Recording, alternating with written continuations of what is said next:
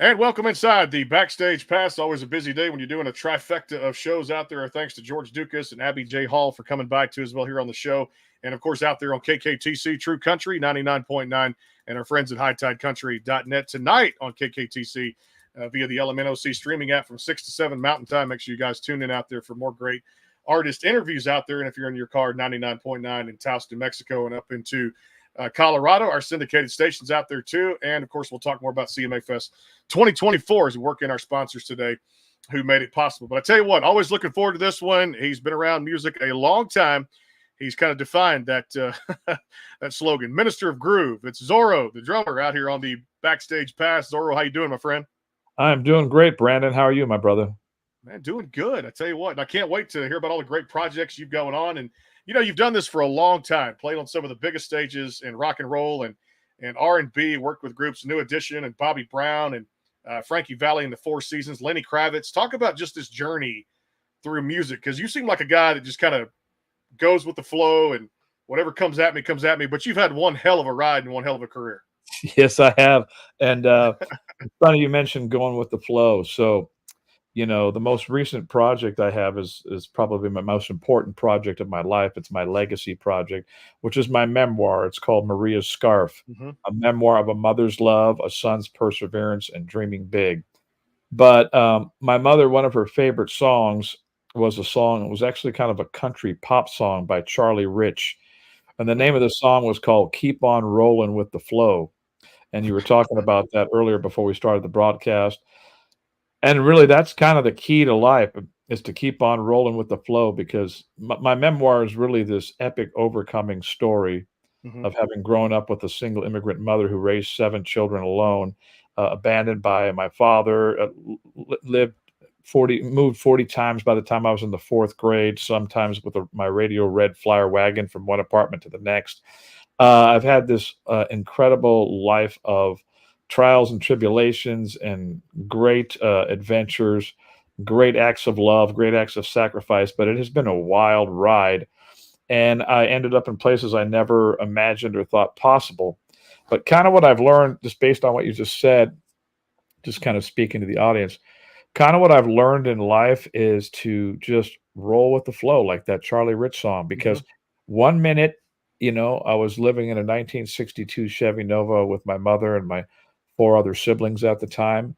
In another minute, fast forward in life, I'm staying at hotels that people paid $6,000 a night for me to be in a room. I have flown on the Concorde. I have flown on private 737s with Lenny Kravitz. I have stayed at the Super 8 motels that are as dodgy as all get out, where it looks like drug deals are going down. I've stayed at the 6 motels when they were really $6 and they were scary as can be.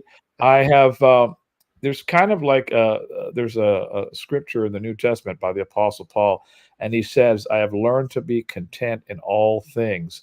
And so that's kind of what I've tried to learn how to do in my life as a musician and as a person, not just even as a musician, as an author, as a speaker and teacher, but just as a human being, because you don't really have any control over anything. You think you do, but then storms in life come that you don't have any control over.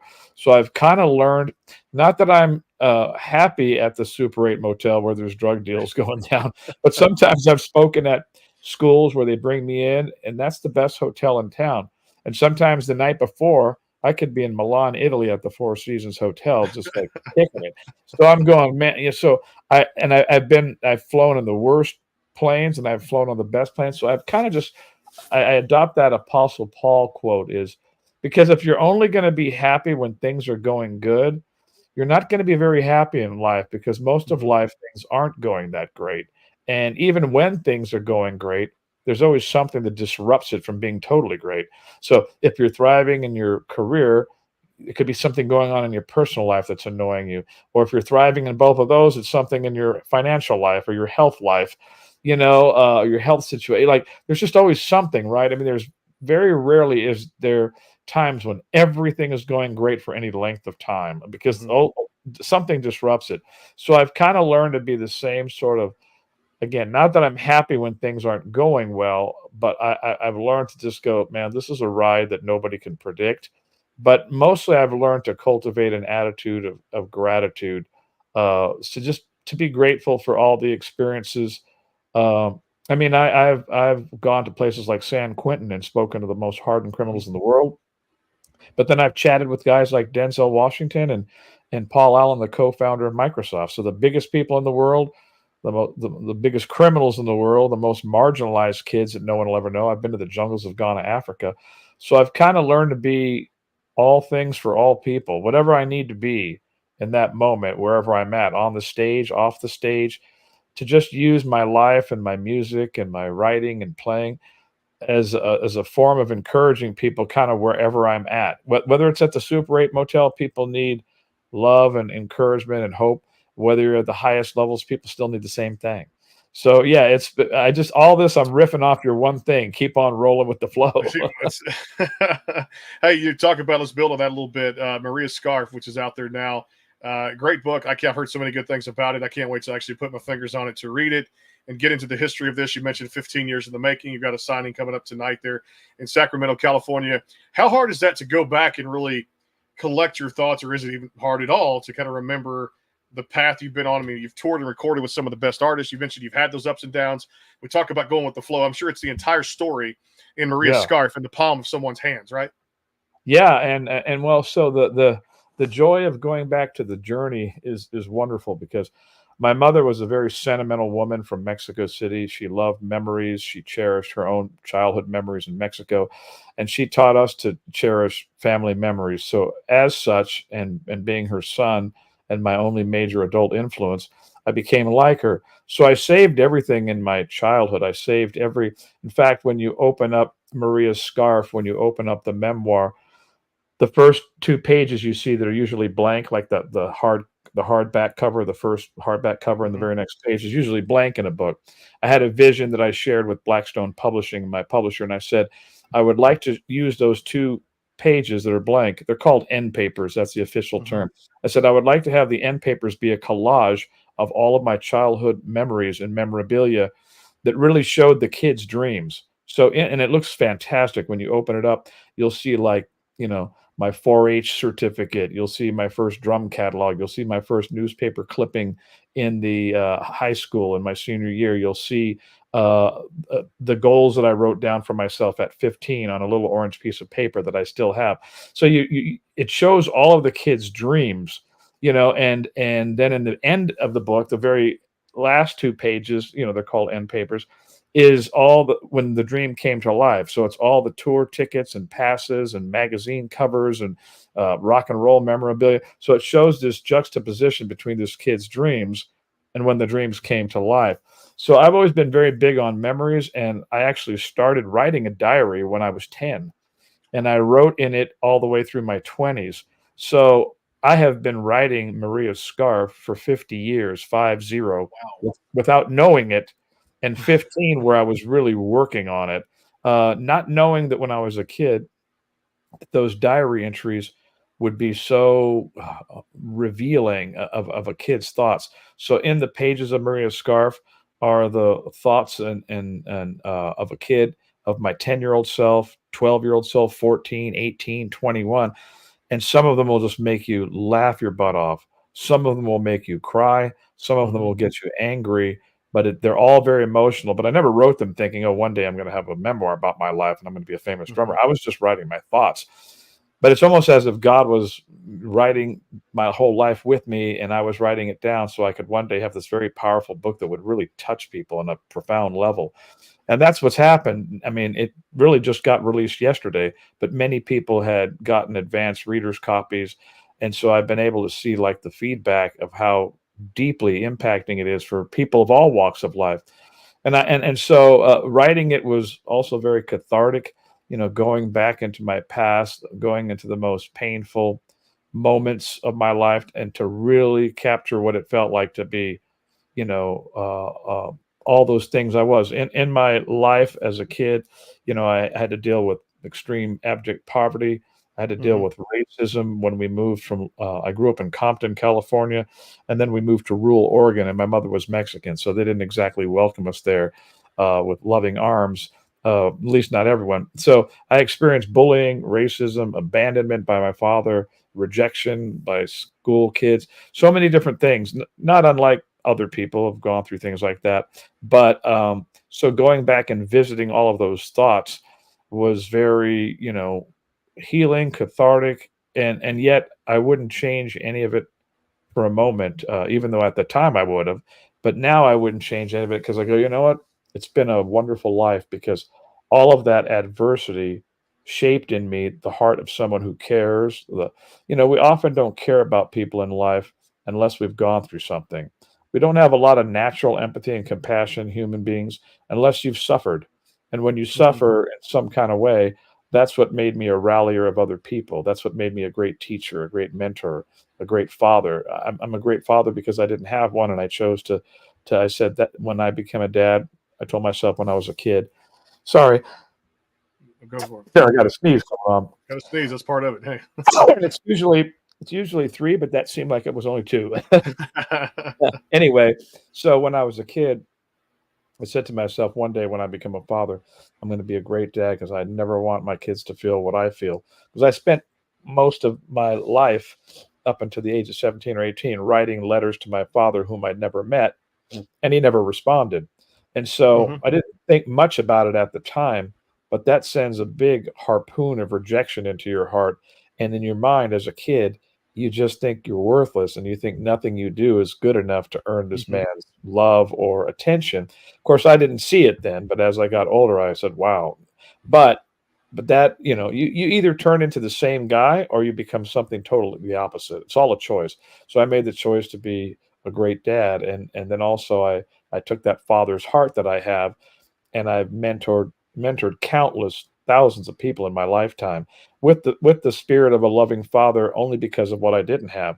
Hmm. So that's one of those cases where the pain in your life, if you allow it to, becomes the purpose of your life because you rarely champion something that you haven't gone through. And so I wouldn't change anything about it, but the process for me was wonderful. And then there were just so many other great memories I got to relive in writing the book, and it's like I relived my life all over again. And but yeah, I have enjoyed, and I've studied. In the last 15 years, I read over 300 books on how to write memoir, and I read Hmm. hundreds of memoirs to learn the craft of storytelling. And so this isn't something like, oh, I think I'll write a book. And this isn't just like a sex, drugs, rock and roll tell all. This is a universal story of the power of a mother's love, the Hmm. unbreakable bond of family, and a starry eyed kid, me, with a dream who he refused to give up on. So this is like Rocky, Rudy, The Blind Side meets Forrest Gump. This is going to inspire people like crazy to never give up, and to never count yourself out. I had one woman who recently read it, one earlier reviewer, a woman in her 60s. She said, "Wow, your book just touched my heart deeply." She said, "It made me want to dream again. It made me want to go after the unimaginable, the unattainable, because of all the things that happened to me." That's why I equate myself to like the modern day Forrest Gump. In the movie Forrest Gump, all these amazing things happened to Forrest that shouldn't have happened, that in a normal realm wouldn't have happened just based on his circumstances. And that was my life. I ended up traveling with the world's most famous rock stars and movie stars and politicians and business moguls, but yet I was a kid who dug clothes out of a Goodwill drop-off box for my, that's where I found my clothes. So it's a beautiful story, and so that makes me Hmm. someone who's really grateful, and I'm always trying to see how can I use my story, my life, to empower other people to keep going for it and to keep going through the tough times, like you were mentioning when we first got on the call, just kind of just rolling through it, man, because it's tough. I mean, on the exterior, we look at people and we see people as, oh wow, man, if I could live their life, like they got everything. But that's the exterior. I've been around all these people, and then when you're on the interior, you go, no matter who you are, whether you're the richest or whether you're the poorest, you have different challenges that come with each, but nobody gets off scot free. You know what I mean? True. If you're the super rich guy like Paul Allen was, how do you know who your friends are? Like you never know if you Hmm. actually have a friend, and everyone's kissing up to you and sucking up to you and asking you for stuff, and that's just as bad as not having anything in a different True. way. Yep. So everyone, no one is exempt from the trials and tribulations of life. Money cannot insulate you from. Well, look at Paul Allen and Steve Jobs. They were only in their 60s, the most powerful men in the world, but their health claimed their life, right? So, like, no one is exempt from any of these things, So the thing is to learn to enjoy the journey and learn to be a light in a very dark place where people need hope and people need inspiration and people need encouragement and affirmation. Because if we could see us all from inside, like if you could see inside of me and I could see inside of you, and we saw the world that way, I think we would all be hugging everybody going, I'm so sorry. I'm so sorry that you feel this way. I'm so sorry you can't tell people that. Because on the surface, we just always say, how you doing? Oh, I'm doing great. I'm doing great. But that's usually a lie. And we know that people really don't want to hear how bad we're doing. True. That's because true. they don't have a basis for it. I can't wait to read it. Maria's Scarf is available wherever you find your books. And, of course, out there, too. I can't wait to get my hands on it. Memoir, to just read this and be inspired. We all need the uplifting side of things when it comes to inspirational things. And we'll take a quick time out, come back. There was a trip that Zoro made to the White House back in 2013. We'll build on that, too, as well. Talk more about that. What an honor that was to be a part of a campaign called the White House Fatherhood Champions of Change, and a whole lot more there. We'll talk about that. But first, we always talk about this. Inspiring is what I'm all about here on the show. If you want to hear that, the best in Christian country music, Jonathan Bond out there, too. He actually wrote Hero for Mariah Carey back in the 90s. And Grammy-nominated singer-songwriter supports the show out there. Check him out at jonathanbond.com and click the link there on the screen. Be taken to his latest YouTube video. Of course, we're going to be a part of CMA Fest 2024, June 6th to the 9th out there, too, in beautiful Nashville, Tennessee. We'll be live at the Grand Ole Opry Sunday, June 9th with our friend Jonathan Bond and a whole host of legends out there. Sunday Morning Country, the 42nd annual event out there, too. And, of course, at Fanfare X, doing a lot of great interviews with Nashville's biggest and brightest artists out there, too. Quick timeout for our friends at Bangtail Whiskey. You can always get a good glass right there at bangtail.com. More with Zoro coming up here at hightidecountry.net and our friends at KKTC True Country 99.9, powered by the sportsguyspodcast.com. Hang tight. The Bangtail pour is comprised of a sweet corn mash base. The front has a subtle sweetness and not too sharp. It has notes of a medium char or white oak for a smoky flavor in the middle, and the tail has a super smooth and warm finish.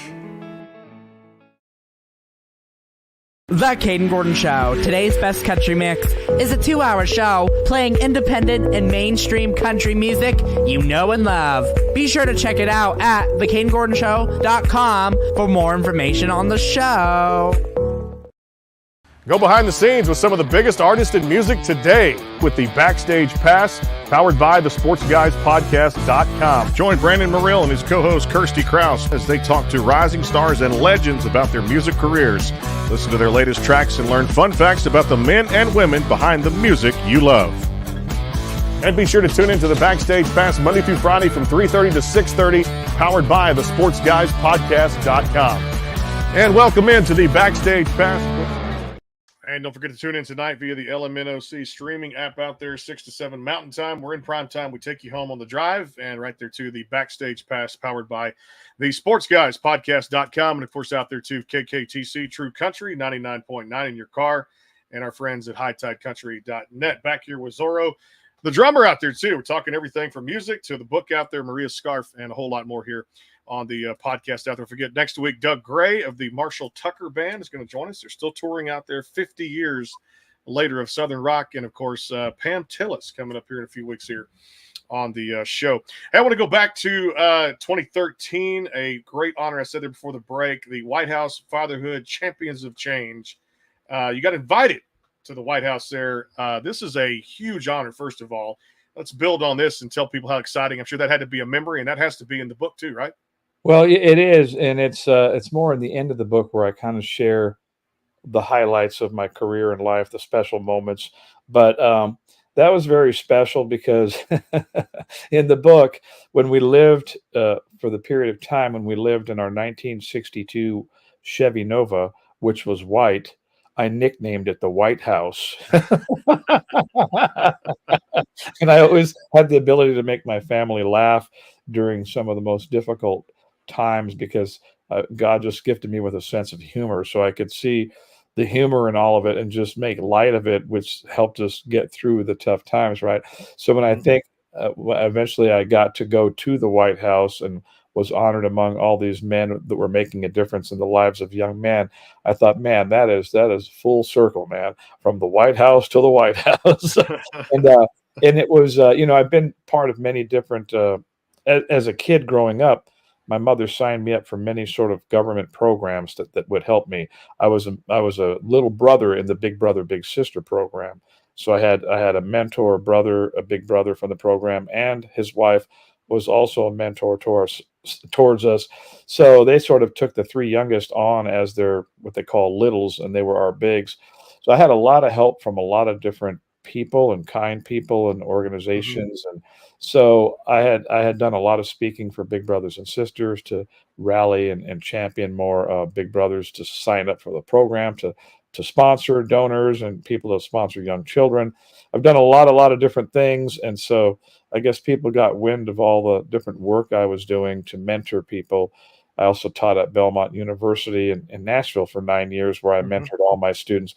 And I've done a lot of speaking in churches and conferences and prisons and juvenile facilities, always just trying to make a difference in the lives of young men and just people in general, but definitely a lot of things that centered around young men, helping them find their destiny, their calling, their gifting. And so, yeah, it was pretty epic because I actually I was 49 when I got the letter that invited me to the White House celebration thing. And I remember when I was about 49 and a half, this is a true story. I was actually praying to God. I said, Lord, I said, I've been on this planet for 49 years. I've been walking for 49 years, and I've known you since I was a little boy. I felt the presence of God when I was about 5 or 6. Without anybody telling me anything religious, I just felt there was a God. Like it was just a knowing. And so I've been on this long walk, this up and down walk with God for nearly 50 years. And my prayer was, could you do something amazing for my 50th birthday to let me know that my life has not been in waste, that it hasn't been in vain, that I've made some kind of mark that it mattered, you know? And lo and behold, not long after that, I get this letter to come to the White House. And guess what day the celebration is? It's on my 50th birthday. Wow. It's on my birthday itself. And my little daughter was, she was, I don't know, let's see if that's 2013. She was born in 2001. She's like 11 or so. And after the White House thing, she goes, Daddy, your dream came true, but my dream also came true. So at the time, she used to watch one of those Food Network shows, and it was called, there was a show on DC Cupcakes.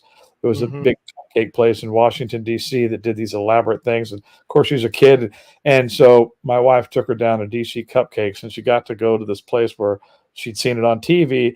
And then they brought me some cupcakes for my birthday. So it was very, very special day, which I'll never forget, because I felt like God answered that prayer of showing me that my life mattered and my prayer was on my birthday, do something, you know? And so there it was. So yeah, there's a lot of incredibly inspiring moments in the book, and it's literally one adventure after another. It's filled with twists and turns that they're unimaginable. It is. I always tell people it is for the saint, for the sinner, for the young, and for the old, and for the dreamer, who wants to go. I can do this. And I was always inspired by movies about people doing things against all odds. Those are my favorite movies. Books like that were my favorite books. The book, the movie where the underdog goes on to succeed, because in a way we're all the underdog. We are. Until we become more than that, we all start off as an underdog, so we all feel like that. And so, yeah, those things inspired me, and I think there's so much power. The most powerful thing that mankind has is words.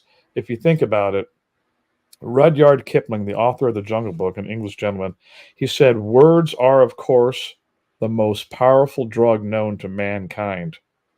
Because if you think about it, everything in this world that was done for good or for evil was done through the power of words. You look at the power of Jesus' words, and then you look at the power of Hitler's words. Words can hypnotize you and make you do wonderful things of sacrifice, or make you kill somebody that you normally wouldn't have killed, Sure. make you join a cult. So words are how we hypnotize people with anything, any propaganda we want. So words are the most powerful thing we have. So I thought, I want to write words that are powerful, but in an empowering way, to help people overcome things, to help people dream, because the words that are either spoken to us or that we speak to ourselves shape our destinies. They change literally who we become based on those words and what we choose to believe or not believe. So I kind of thought, hey, words are everything. So as I go around my journey in life, whether I'm playing on a big concert stage or whether I'm speaking or teaching or writing, I try to use my words to touch people, to get them, like yesterday, some kid wanted his picture with me, a young little drummer at the book signing. And no, actually, he wanted a pair of my sticks, and then his parents got him the book. And then I asked him, I said, hey, can I take a picture with you? Because you're going to be famous one day. And when you are, I'm going to be able to say, man, I knew you when you were 7. I showed him a picture of me on the cover of my book when I was 7. And I said, look, that's me when I was 7. I said, you're going to be famous too. It's a little thing, but man, I could see his eyes light up. I could see his whole spirit light up. Does it cost me anything to do that? No, it's just a kind word, but that's how I roll. That's how I live, to try to make a difference. I love it too. You also did something very positive too. 2009. I want to talk to you about this for our next time out real quick, but Zoro International Ministries. And I love this because it equips young adults with the tools necessary to make them kind of harness everything, develop, share their gifts in order to share something, a kind of this creative adventure. Talk about your nonprofit organization for me. Yeah, you cut out there for a second, but I get it. What you asked about Zoro International Ministries. Correct. Yeah. So I've been doing ministry for a good portion of my life, but in 2009, I actually started my nonprofit called Zoro International Ministries, so I could concentrate on doing more of the work that I felt God calling me to do, and that way I could gain financial support from people who wanted to partner with me, so I could go and speak in all these places and never worry about money. Like if somebody invited me to speak out of prison, I'm the kind of guy who just wants to say yes to everything, not just the big opportunities, but in anywhere where God opens the door for me to make a difference. I have driven 12 hours to speak at a startup church that was in a trailer park with about 12 people in Reading. And I've spoken at the highest levels too. So I started it so I could cast a vision and show people my gift. I'm sort of modeled after the way God wired me. I'm kind of modeled after 5 guys in the Bible. I'm a radical evangelist like John the Baptist. I'm a person who likes to lead people to the Lord, to develop this spiritual relationship that can change their life. I'm a teacher like the Apostle Paul. He was a teacher, and I've always been a teacher. But I'm a musician like David. David was a minstrel, a musician. And I'm an encourager like another man in the Bible named Barnabas. But then I'm wrapped up in a guy like Daniel in the Bible, and Daniel was God's man in a secular society. Daniel was a man of excellence like Joseph, who rose to the top of the pagan world because of their skill set, but they were godly men that didn't worship false idols. But God used them to rise up. So I'm kind of a combination of those 5 guys, and they're all trickling out in different ways on different days. So I started the ministry so that mainly to empower people and to encourage people to number one, discover the gifts that God gave them. We're here for 3 reasons on this planet as human beings. We're here to discover an incredible magical gift that God gave each of us. But then we need to develop that gift. And a lot of people don't know how to develop that gift. Some don't even know how to discover it. So we've got to discover what we have. We've got to develop what we have so we can deploy what we have. Because if we're not using what God gave us to make a difference in this world, we will cease to be satisfied. Nothing will satisfy us unless we're operating in that thing that we were meant to make a difference. The happiest people in the world are not the richest people in the world. The happiest people in the world are the most fulfilled people because they're walking in their calling, whether that's being a teacher, a nurse, a doctor, a helper, whatever it is, an accountant. It's all a gift to humanity if you do it with the right attitude and you're flowing in your gift. So I started that ministry to teach people of all ages, but I especially had a heart for young people when I first started, because so many young people are lost, and they're lost in the internet, and they're lost in social media, and and their lives are kind of meandering and pointless because no one's taught them how to dream. And I taught at Belmont University for 9 years, and I taught lots of different classes and drummers. But all my students said the things we learned from you were the most valuable things we learned in college, because in college people teach you about things, but rarely does anybody teach you how to dream and what it takes to accomplish that dream. So I did a class called The Big Gig, which was based on my previous book before Soar, which was a 440-page book on how to make it in the music industry or as an artist, and it was sharing sort of biblical principles of how you take this little seed that God gave you, because every gift that we have comes in the form of a seed. It's a seed of potential. You and I were given a seed, and you don't get to choose what that seed is. If I was meant to be an apple tree, then that's what I'm going to be, like a drummer. I wasn't given a seed of being a singer, and so we don't get to pick which trees, what fruit we bear. We just get to pick whether we bear fruit or not. But God's already pre-wired us to excel in a certain area of our natural talent. But the tree doesn't come fully grown. The tree comes as a seed. Then you got to plant it in the ground. You got to fertilize. You got to water it. You got to protect it from the birds of the air, from doubt, from fear, from unbelief, from apathy, laziness. You got to turn it into something. And so that's my goal, is like with the ministry is, and the ministry looks different every day, because one minute I could be ministering to kings of the earth. Like Paul Allen was a king of the earth. He was the fourth richest guy in the world, the co-founder of Microsoft. The next minute I'm preaching to prisoners, the most heinous people on the planet. Still God's children in God's eyes. He wants to redeem all of them. So every day it looks different, but the goal and the outcome is always the same. Touch people, love on people, lead them to the light, make a marginal difference in their life, that after they met you, something changed. And that's my goal. And I do it through books. I do it through media. I mean, because you're a media guy, the most powerful tool in the world to change people is the power of storytelling. Sure. And Jesus knew this, because in the book of Mark, it says, through many stories, he taught them.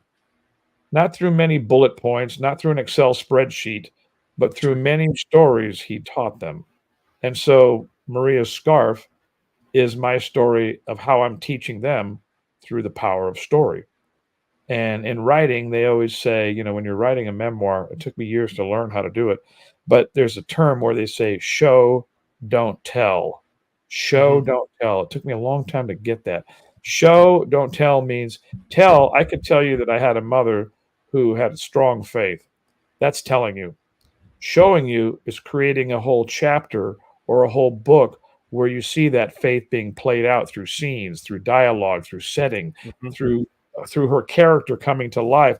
That's a lot harder than just to tell you I had a great mother. That's not doing anything. But so storytelling is the way we change. And I think it was Aristotle or Plato who said, those who tell the best stories rule society. Isn't it true? For good or bad, those who tell the stories rules.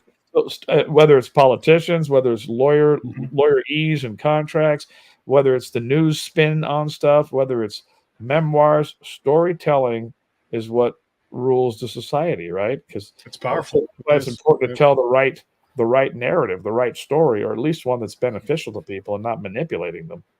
No doubt about it, too. And let's go through that. Come great music and great songs, and that's why the music business rolls on and has for centuries and will continue on after we're long gone there, too, to the other side of God's hands, no doubt about it, too. And sharing those gifts is what we got to do, too. We'll take a quick time out, pay a tribute to our CMA Fest sponsors. Coming back, one final segment with Zoro, the drummer here, KKTC, True Country, 99.9, and our friends at HighTideCountry.net, and powered by the SportsGuysPodcast.com. Stay tuned.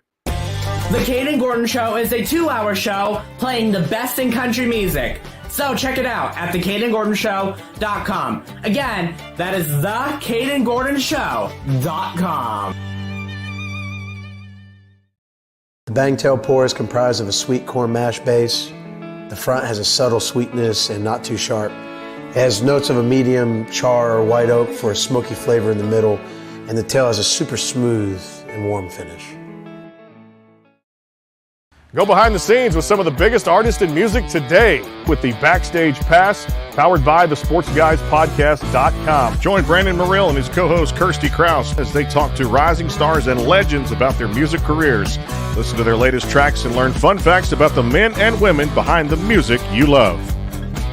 And be sure to tune into the Backstage Pass Monday through Friday from 3:30 to 6:30, powered by the SportsGuysPodcast.com.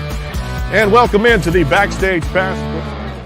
And don't forget, for the best in country Christian music, we'll see him at the Grand Ole Opry coming up June the 9th. We go backstage, conduct some of the biggest interviews at the 42nd annual Sunday Morning Country. Looking forward to that too as well. Jonathan Bond, Barbara Fairchild, the Isaacs will be there.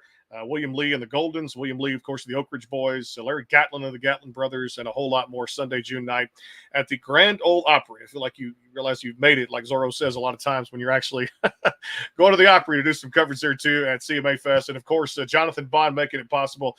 The best in country Christian music out there. He supports our show, so we support his brand out there. Check him out at jonathanbond.com. Back here with the inspirational, the indelible Zoro the Drummer here on the podcast. Check him out at zorothedrummer.com for more good speaking engagements out there too, all the latest there too. And of course, Maria's scarf available through the website and wherever you guys purchase your reading material. So let's have a little fun with this. You've traveled the world. Give me your favorite cuisine, and in what country would it be? Oh, wow. I never tire of Italian food. You know what I thought about too? The one food that you can find like almost all over the world, almost every place I've ever been, you can always find pizza, right? Like you can't find everything, right? Pizza has kind of become like a universal thing. Probably two of my weaknesses of food would be anything really amazing Italian. And then I also love like great sushi, and that, I can find in New York, or I can find in Japan, or I can find in London, kind of all over. My wife and I, we're foodies. We love good food. And we laugh sometimes at night. We go, how come everything that tastes good is like bad for you? Like everything that I really want to eat is not healthy. Like all the carbs, all the ice cream, everything that's like how come I don't crave like a raw carrot like I do carbonara, right? Like if I could be so healthy if all the things I crave were good for you, right? It's just when you get older, you go, oh my gosh, like there's nothing you're going to eat that's not going to make you blow up. It's like, True. but it's just sad, right? It's just totally sad because you go, man, if I liked all those vegetables and stuff, people go, do you have any allergies? Yeah, I'm allergic to raw vegetables. All right, we'll do this one here. Work with a lot of the great musicians. Is there a good Frankie Valli story for Frankie Valli in the seasons? I mean, one of the greatest musicians and singers of all time. Yes. Recording artist. He's done it all in the business. Is there just a good story you have to tell? Yes. I was with Frankie on a plane probably like 25 years ago, and he used to call me Zorelli. That was his Italian version of Zoro. He would go, Zorelli, I like you. Let's talk about the future. What's your dream for the future? Where do you see yourself in 10 years from now? And I said, well, Frankie, I'd love to write books, and I'd love to write books that touch the hearts of men. And I said, Frankie, what's your dream if you could wave a wand and have anything you want? He goes, if I could have my dream come true, I would have a Broadway musical about my life. And if I ever did, I'd call it the Jersey Boys. And 15 years later, Jersey Boys was a reality. I went to see it in New York. I got teary-eyed when I saw it because I remember he spoke it into existence on a plane flight with me. And Jersey Boys became still one of the number one Broadway musicals, and became a film. It's interesting. And he endorsed my book, Maria's Scarf, and gave me a beautiful quote for it. But I thought, there's two guys dreaming about the future, and those dreams came to pass. So I thought that's pretty fascinating. That's amazing. Love that story right there too. I'll tell you what, he's full of knowledge, information, inspirational quotes, and of course, he's done it all out there too as well. He leaves a profound mark on this thing called music, a lot of experience. Go get the book, ZoroTheDrummer.com, and wherever you guys purchase books out there too. I can't wait to get a copy and read the very literature in that memoir. It's going to be very exciting too. Zoro, appreciate the time. Congrats on the life story, the contributions to the music industry. This has been fun, my friend, and looking forward to crossing paths again one day to do this again live on radio. No doubt about it.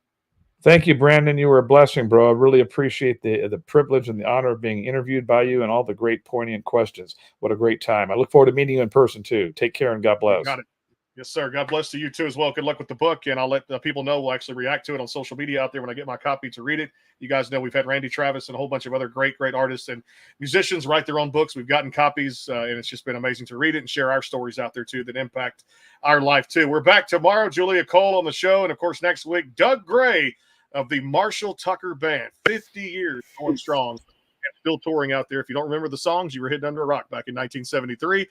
Fire on the Mountain, Can't You See? We'll talk about that. And, of course, the tour schedule. CMA Fest coming up here in a few weeks, presented by Bangtail Whiskey and our friends over there at the CadenGordonShow.com. Today's best country mix. And, of course, back tomorrow with Julia Cole.